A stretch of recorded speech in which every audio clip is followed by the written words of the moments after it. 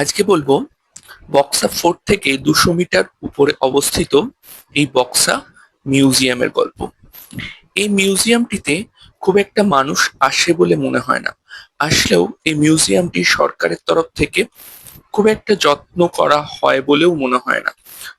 তবে এই মিউজিয়ামে না এলে পরে বক্সা ফোর্টের প্রকৃত ইতিহাস সম্পর্কে জানা কিন্তু দুষ্কর। এই মিউজিয়ামে আছে বিপ্লবী অনিল রায়, প্রফুল্ল গুপ্ত, ত্রৈলোক্যনাথ চক্রবর্তী, সুরেন্দ্রমোহন ঘোষ, অমলেন্দু দাশগুপ্ত, প্রভাষচন্দ্র লাহিড়ী ইত্যাদি বিপ্লবীদের ছবি এবং তাদের সময়কার বিভিন্ন রকম নথি। এছাড়া ভুটানি জামা কাপড় তো আছেই।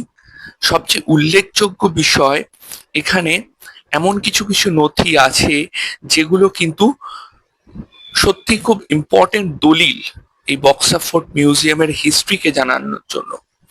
আছে এই বক্সা ফোর্টের ইতিহাস, আছে সেই বক্সা ফোর্টের বিখ্যাত সিনচুলা এগ্রিমেন্টের ডকুমেন্ট। এছাড়া বক্সা ফোর্টে প্রবেশের সময় দুটি ফলক আছে, সেই ফলকের ইনফরমেশনটা এখানে স্পষ্ট করে দেওয়া আছে।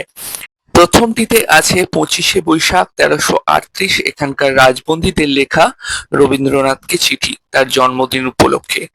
দ্বিতীয়টিতে আছে রবীন্দ্রনাথ ঠাকুরের লেখা উত্তর।